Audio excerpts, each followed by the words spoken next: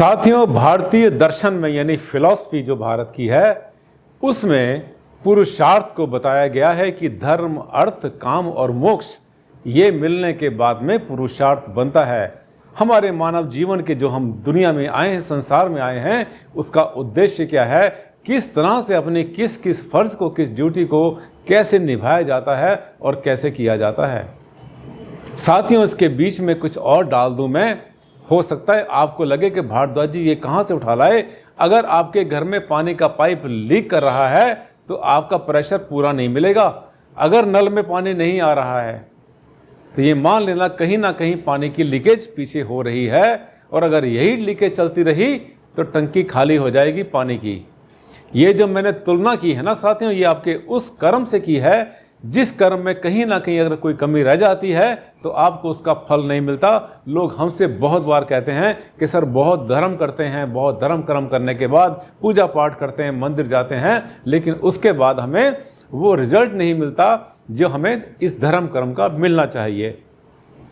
क्यों नहीं मिलता? वो कौन सा पाइप है जहां से लीकेज शुरू हो गई?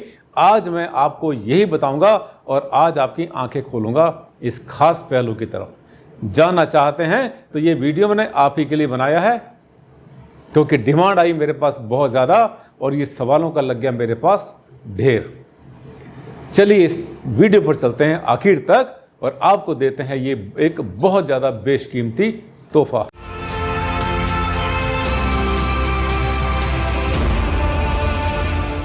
नमस्कार साथियों, मैं हूं डॉक्टर आनंद भारद्वाज। आपने पहचान लिया होगा, मेरे वीडियो होते हैं सब के सब एक से एक छटे हुए, घिसी पीटी बातें नहीं करते, रिसर्च करते हैं, बहुत ज़्यादा गहन अध्ययन करते हैं, अध्यापन करते हैं और साथ साथ जो है उसमें ढूंढने की कोशिश करते हैं गहराई में। जिन खोजा तिन पाइयां गहरे पानी पैठ। जब गहराई में जाते हैं और उसका एनालिसिस करते हैं तो जवाब मिलता है साथियों।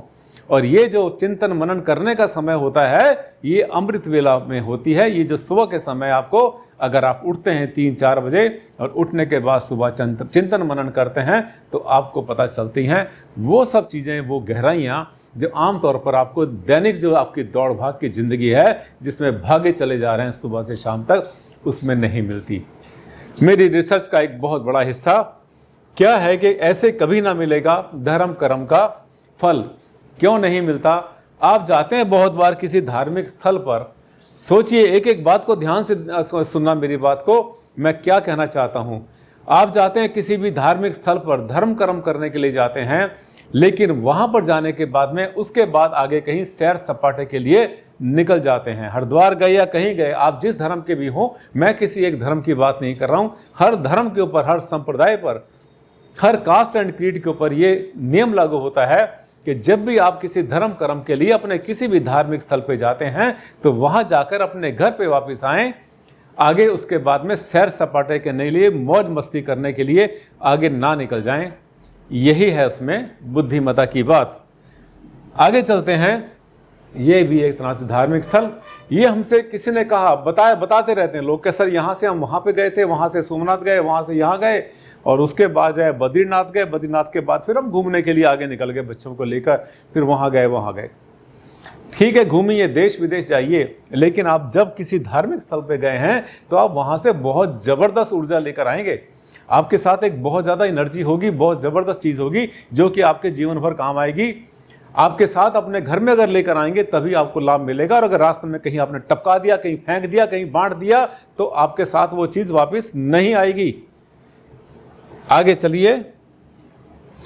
आपके घर के पास मंदिर होता है या कोई भी धार्मिक स्थल होता है आपके अपने धर्म का, जब वहाँ जाते हैं वहाँ पर पूजा पाठ करते हैं, डिवोशन करते हैं, वहाँ पर सजदा करते हैं, वहाँ पर आप सब कुछ वो सब क्रिया करते हैं, कर्म करते हैं जो कि हमें धार्मिक स्थल पे करना होता है। बहुत ज़बरदस्त ऊर्जा। और मैंने देखा है जब ऑरा स्कैन करते हैं ना, तो जैसे ही मंदिर से कोई बाहर निकलता है मैं उसका ऑरा स्कैन करने की कोशिश कर दूं और ऑरा स्कैन में दिखाई पड़ता है मुझे कि उसका ऑरा तो अपने नॉर्मल ऑरा से कम 4 से 5 गुना बढ़ा होता है, वाइब्रेशंस बढ़ जाते हैं। यानी यही तो वो चीज़ थी जो आप गए थे अपने पूजा स्थान पर, वहाँ पर आपने अपने इष्ट देवों से आपने डिवोशन किया, वहाँ पर आपने नतमस्तक हुए और उसके बाद में आप वहाँ पर जो है आरती किया, अपने प्रसाद चढ़ाया, उसके बाद वापस घर पे आ रहे हैं तो आते हुए रास्ते में कहीं गप्पे मारने मत बैठ जाना। आप समझे?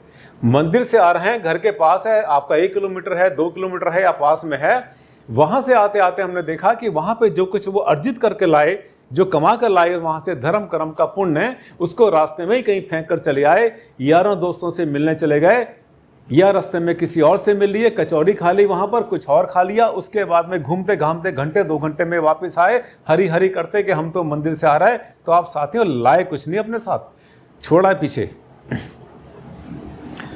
ये देखिए, मंदिर गई महिलाएं, और वहां से जैसे ही वहां से बाहर निकले, पूजा पाठ करा, वहां पे जो भी किया, आरती करा, सब कुछ करने के बाद निकले, मंदिर से चप्पल पहन के जैसे ही बाहर निकले, अपने शूज पहन के, और उसके बाद में अपनी बुराइयां, किसी कोई अपनी सास की बुराई, तो मेरी बहू ऐसी और तेरी बहू ऐसी और मेरी सास ऐसी और मेरा बेटा ऐसा और वो निकम्मा और ये निकम्मा, करते करते अपने घर तक आ रहे हैं। साथियों सब छोड़ दिया आपने, सब वहीं झाड़ दिया आपने जो कुछ किया था।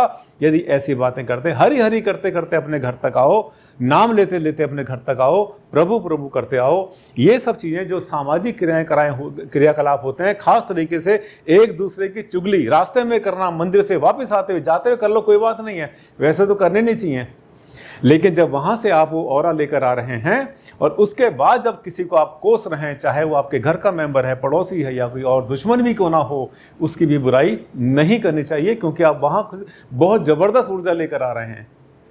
तभी तो कहते हैं कि हमें इसका फ़ायदा नहीं मिला। यही तो वो पानी है जो लीक हो गया कहीं। मैंने आपसे कहा था ना कि पानी का नल आपका अगर पूरा पानी नहीं आ रहा है तो पीछे से कहीं लीक हो गया और टंकी खाली हो जाएगी। टंकी का मतलब वो सारा का सारा आपका संग्रह जो आप करना चाहते हैं, जो कर रहे हैं इस जन्म के लिए और अगले जन्म के लिए। इसके बाद आगे चलेंगे, ये भी वही है। इसमें भी क्या है कि जब जाते हैं धार्मिक स्थल पर, उसके बाद मौज मस्ती करने यार दोस्तों के साथ निकल जाते हैं, बाइक चलाते हैं, अपनी कार चलाते हैं, इधर घूमे उधर घूमे, खाया पिया, मौज मस्ती करी, उसके बाद घर आए। तो इसका क्या लाभ मिला आपको? कोई लाभ नहीं मिला। हर काम के लिए एक तरीका होता है। जिस काम से आप जा रहे हैं उस काम को करो, उस ढंग से करो, उस मेथड से करो जो मेथड बताया गया है। आगे चलेंगे, ये देखिए, ये भी ऐसा ही है। कोई ऐसा मंदिर आपके घर के आसपास हो सकता है जहां पर आप जाते हैं तो वहां से सीधे अपने घर पर आइए वहां पर, और आते हुए कभी किसी की बुराई ना करें। अच्छाई कर दें तो बहुत अच्छी बात है। वैसे तो क्या होता है, अपने शांत मन से, बहुत हल्के मन से अपने घर तक आना चाहिए, और घर में आने के बाद भी सीधा, यदि हो सके तो बच्चों को आशीर्वाद दो, अपने मंदिर में जाओ, किचन में भी जा सकते हैं, और उसके बाद में अपना नित्य कर्म शुरू करेंगे। ये भी धार्मिक स्थल है, लोग जाते हैं श्रद्धा से, बड़ा पवित्र स्थान जहाँ पर कि बहुत ज़बरदस्त एनर्जी मिलती है, और वो सब कुछ मिलता है प्रभु से हमें जो हमें चाहिए, वो वैसे ही दे देता ऊपर वाला, तो मांगना भी नहीं पड़ता।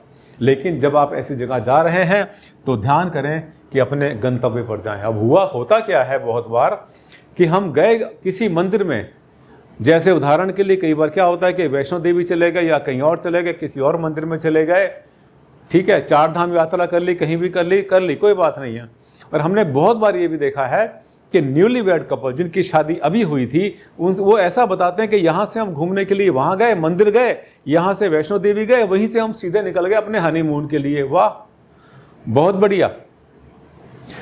मंदिर में आप जाते हैं, विशाल मंदिर में जाते हैं, बहुत मन्नतें मांगते हैं और बहुत कुछ उससे जानने की कोशिश करते हैं और बहुत कुछ पाते भी हैं, आप वो देने की कोशिश भी करता है। लेकिन उसके बाद आप कहाँ चले गए? दोनों में कोई आपस में तालमेल नहीं है। पहले अपने घर पर आइए, घर पर आने के बाद में वहाँ का जो प्रसाद लाए हैं, वहाँ की जो ऊर्जा लाए हैं, वो घर पे सभी परिवार के मेंबर्स को वितरण करिए, तसल्ली से उसका भोग लगाइए, और उसके बाद में कुछ दिन के बाद में जहाँ जाना है वहाँ जाइए, कोई मना नहीं करता।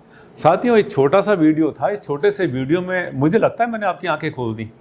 ये गलतियां वो हैं जो हम जानबूझ के नहीं करते साथियों। इंसान जानबूझ के कुछ नहीं करता, अनजाने में हो जाती है। लेकिन उसको कोई अगर जगाने वाला आपको हो तो आप जाग सकते हैं। आज मैंने आपको हिला के जगाया है कि आप ऐसी गलती ना करें कभी भी, कल से अपने जीवन को सुधार लें।